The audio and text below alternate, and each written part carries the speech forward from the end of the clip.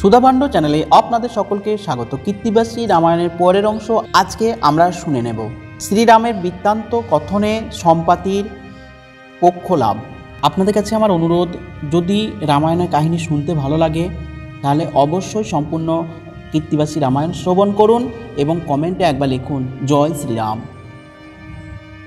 হনুমান বলে শোনো গরুর রন্দন, মন দিয়া শোনো বলি রামেরও কথন। পূর্ব কথা কহি শোনো তাতে দেহ মন, নারদের সঙ্গে যুক্তি কইল নারায়ণ। সৃষ্টি করিলেন পিতামহ বহু ক্লেশে, ভাবেন শতত লোক ত্রাণ পাবে কিসে। নারদের বিরিঞ্চি পাঠান পৃথিবীতে, আপনার পুত্রকে দিলেন তার সাথে। দুইজন পৃথিবীতে বেড়ান ভূমিয়া, দৈবাত নিবিড় বনে উত্তরিল গিয়া। বাল্মীকি ছিলেন পূর্বে বেদ অবতার, দস্যুবৃত্তি করিতেন অতি দুরাচার। ব্রাহ্মণ ক্ষত্রিয় শূদ্র যারে দেখা পায়, ফাঁসি দিয়া মারে তারে কে কোথা পলায়। এই রূপে দস্যু কর্ম করে বনে বন, নারদের শনে হইল পথে দর্শন। নারদ আর বিধি তারা যান দুইজনে, হেনকালে দেখে দস্যু সেই দুই ব্রাহ্মণে। দস্যু বলে বিপ্রতরা আর যাবি কোথা, পড়িলি আমার হাতে কাটা যাবে মাথা। নারদ বলেন আমি তপস্বী ব্রাহ্মণ, আমারে মারিবে তুমি কিসেরও কারণ। দস্যু বলে নিত্য আমি এই কর্ম করি, দস্যু কর্ম করিয়া উদর সদা ভরি। মাতা পিতা পত্নী পুত্র আছে যতজন, ইহাতে সবার হয় উদর পূরণ। অবিরত দস্যু কর্ম করিয়া আমি খাই, তে কারণে ফাঁস হাত বনেতে বেড়াই। কত গণ্ডা জিতেন্দ্রিয় জ্যোতি ব্রহ্মচারী, যার দেখা পাই তারে সেই ক্ষণে মারি। নারদ বলেন শোনো দুর্বুদ্ধি ব্রাহ্মণ, তোমার পাপের ভাগ লয় কোনজন। তব পাপী ভাগ যদি হয় পিতা মাতা, তবে তো আমারে বধ করহ সর্বথা। জিজ্ঞাসা করহ গিয়া আপনারও ঘরে, তোমারও পাপের ভাগ কাহারও উপরে।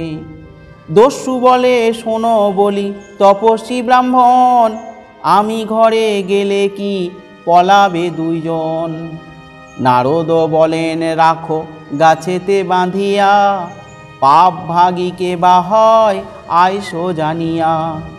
তবে দস্যু দুইজনে করিল বন্ধন, গাছেতে বান্ধিয়া ঘরে করিল গমন।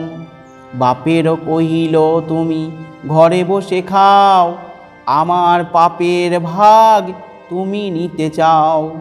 পিতা বলে যাহা দেও ঘরে বসে খাবো, তুমি পাপ করো তার ভাগ কেনে লব। যে সে প্রকারেতে তুমি করিবে পালন, পাপ ভাগ লইতে না পারি কদাচন। বাপেরও শুনিল যদি নিষ্ঠুর বচন, তবে গিয়া করিল মায়েরও দর্শন। দস্যু বলে শোনো মাতা করি নিবেদন, মনুষ্য মারিয়া করি উদর পূরণ। আমি আনি দেই তুমি ঘরে বসে খাও, আমার পাপের ভাগ তুমি নিতে চাও। জননী বলিল শোনো দুর্বুদ্ধি নন্দন, তোমার পাপের ভাগ লব কি কারণ। পুত্র হইলে করে মাতা পিতারও পালন, গয়া পিণ্ড দান করে শ্রাদ্ধ তর্পণ। সুপুত্র হইলে হয় কুলেরও দীপক, মাতৃসেবা না করিলে বিষম নরক। যাহা যাহা আনি দিবে ঘরে বসে খাবো, তোমার পাপের ভাগ আমি কেন লব। তো যত্র পুত্র জন্মে ভারত মণ্ডলে, পুত্র পাপ মায়ে লয় কোন শাস্ত্রে বলে। 10 মাস 10 দিন ধরিনু উদরে, পুত্র হইয়া ডুবাইবে নরক ভিতরে। মায়েরও শুনিল যদি নিষ্ঠুর বচন, পত্নীর নিকটে গিয়া কহে বিবরণ, দস্যু কর্ম করি আমি, ঘরে বসে খাও, আমার পাপের ভাগ তুমি নিতে চাও।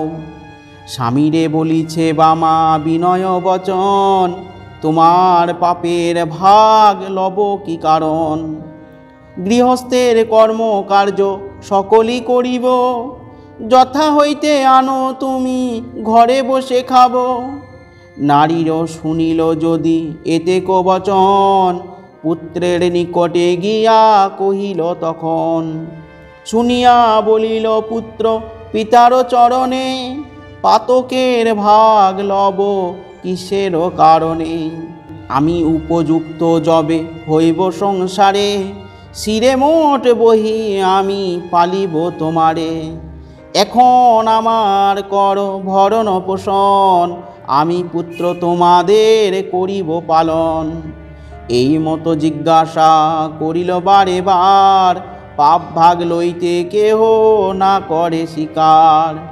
দস্যু বলে তবে আমি কোন কর্ম করি, অধর্ম করিয়া কেন লোকজন মারি।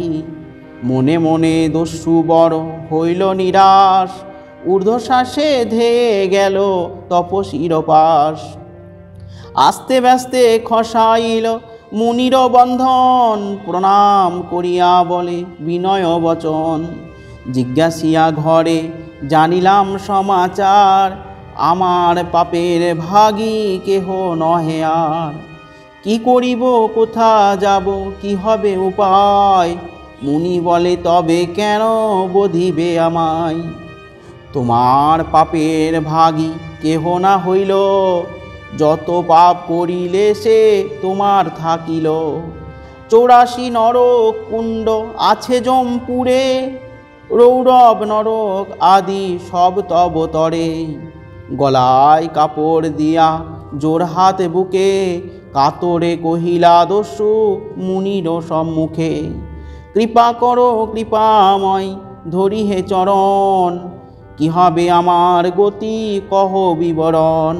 আর আমি দস্যু কর্ম কভু না করিব, হইয়া তোমার দাস সঙ্গেতে ফিরিব।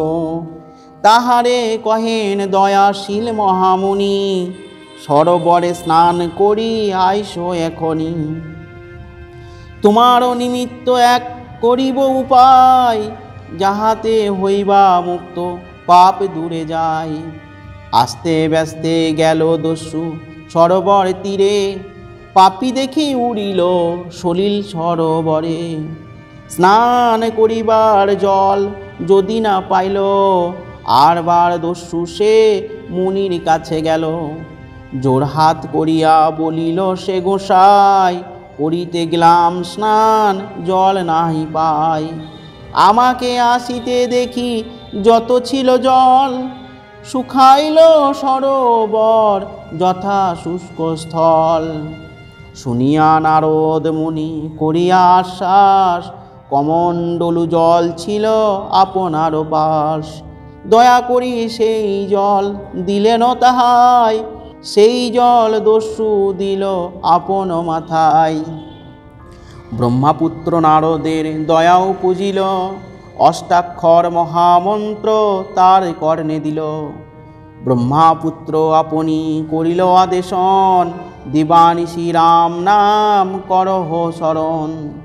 পরম পাতকী সে বিধাতা তারে রাম, রাম নাম বলিতে বদনে আইসে আম। ভাবিলেন মহামুনি কি হবে উপায়, রাম নাম বদনে নাহি যে বাহিরায়।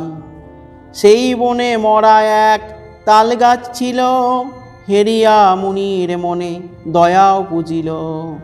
বুদ্ধিজীবী মহামুনি জিজ্ঞাসেন তাই, বলো দেখি কোন বৃক্ষ ওই দেখা যায়। শুনিয়া কহিল দস্যু জোর করি কর, মরা তাল গাছ এক দেখি মুনিবর।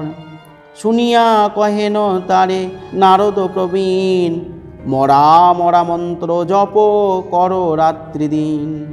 প্রণাম করিয়া দস্যু মুনির চরণে, মরা মরা মন্ত্র জপিতে লাগিল নিশিদিনে। মরা মন্ত্র বিনা তার মুখে নাহি আর, দূরে গেল দস্যু বৃত্তি সদা সদাচার। নারদ বলেন মন্ত্র করহ স্মরণ, 1 বৎসরের পরে আসিব 2 জন। ইহা বলি বিদায় হইল 2 জনে, মরা মন্ত্র জপ করে দস্যু এক মনে। অরণ্যে নিবাস করে মরা মন্ত্র জপি, সর্বাঙ্গ ঘিরিল তার উই চাপের ঢিপি। আসিয়া দেখেন মুনি বৎসরেক পরে, এইখানে ছিল দস্যু গেল কোথাকারে। ধ্যান করি দেখেন নারদ তপোধন, ঢিপির মধ্যেতে আছে সে দস্যু ব্রাহ্মণ। দেবরাজে আদেশ করিলেন তপোধন, বাসব করিল পরে বৃষ্টি বর্ষণ। মাটি হইতে বাহির হইল সেই ক্ষণে, এক চিত্ত মরা মন্ত্র জপে মনে মনে। আশীর্বাদ করিলেন তুষ্ট তপোধন, মুনিরে প্রণাম করে সে দস্যু ব্রাহ্মণ। দিব্যকান্তি হইয়া মুনিরে করে স্তুতি, তোমারও প্রসাদে পাইলাম অব্যাহতি। কহিলেন তারে বাক্য মুনি গুণধাম, উল্টিয়া আর বার বলো রাম নাম। কাতর হইয়া কহে জোড়হাত বুকে, রাম নাম মহামন্ত্র নিঃসরিল মুখে। যত পাপ ছিল তার ভৌতিক শরীরে, রাম নাম স্মরণে সকল গেল দূরে। রাম নাম স্মরণ করিল নিরন্তর, তপস্যা করিল 10,000 বৎসর। মন দিয়া শোনো এই অপূর্ব কাহিনী, মরা মন্ত্র জপিয়া বাল্মীকি হইল মুনি। নারদের উপদেশ পাইয়া সেজন, প্রকাশ করিল সপ্তকাণ্ড রামায়ণ। এবার শুনব 7 কাণ্ড রামায়ণের মর্ম বর্ণন। 7 কাণ্ড রামায়ণ হনুমান কয়, সম্পাতি পক্ষীর পাখা হইল উদয়। আদি কাণ্ডে রাম জন্ম হইল শুভক্ষণে, পরম উল্লাসে হইল অযোধ্যা ভুবনে। শ্রীরাম লক্ষ্মণ আর ভরত শত্রুঘ্ন, 4 পুত্র পাইয়া ভূপতি হিষ্ট মন। বিশ্বামিত্র আইলেন অযোধ্যা নগরে, মিথিলায় বিবাহ দিলেন শ্রীরামেরে। 4 নন্দনের দিয়া বিবাহ কৌতুকে, রাজত্ব করেন রাজা অযোধ্যায় সুখে। রামেরে করিতে রাজা নিজেরও বাসনা, কুটিলা কইকেয়ী চাহে করে কুমন্ত্রণা। পিতৃসত্য পালিতে গেলেন রামবন, সঙ্গে চলিলেন তার জানকী লক্ষণ। আদিকাণ্ডে রাম জন্ম বিবাহ নির্বন্ধ, অযোধ্যায় বনবাস ভরতের রাজ্য। অরণ্য কাণ্ডেতে সীতা হরে দুরাশয়, কিষ্কিন্ধায় বালিবধ কটক সঞ্চয়। সুন্দর কাণ্ডেতে সেতু বন্ধ চমৎকার, লঙ্কা কাণ্ডে রাবণের সব অংশে সংহার। কথা 7 কাণ্ডের উত্তরকাণ্ডে পড়ে, গাইল উত্তরাকাণ্ড রামায়ণ নিয়রে। কথা 7 কাণ্ডের কহিল হনুমান, সম্পাতি পক্ষীর পাখা পাইল প্রমাণ। সম্পাতি কর্তৃক অশোক বনে সীতার উদ্দেশ্য কথন ও বানর দিগের সাগর পারের জন্য মন্ত্রণা দান। সম্পাতি বলেন, শোনো যত বীরগণ, সীতারে লইয়া গেল পাপিষ্ট রাবণ। যখন দক্ষিণ দিকে মাথা তুলে থাকি, অশোকের বনে দেখি সীতা চন্দ্রমুখী। নানা বর্ণ রাক্ষসী সীতারে করে রক্ষা, 100 যোজনের পথ সাগর পরীক্ষা। 1 লাফে পার হও সকল বানর, সীতা দেবী দেখিয়া সকলে যাহ ঘর। মহাবল ধরো সবে কি করো ভাবনা, হইয়া সাগর পার পুরাও কামনা। তার বাক্যে বানর দক্ষিণ মুখে চায়, 10 যোজন বিনা আর দেখিতে না পাই।